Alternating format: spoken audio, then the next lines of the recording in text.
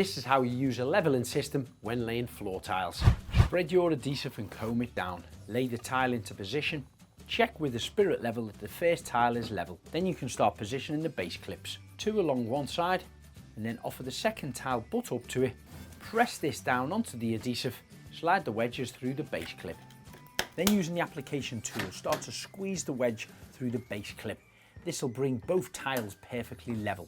Now if you slide a wedge across the edge of your tile, you can see it butts up and hits the next one until you slide it between the clip. Squeeze it together with the application tool, give it a quick tap with your rubber mallet, and then you can check the level to see if it's perfect.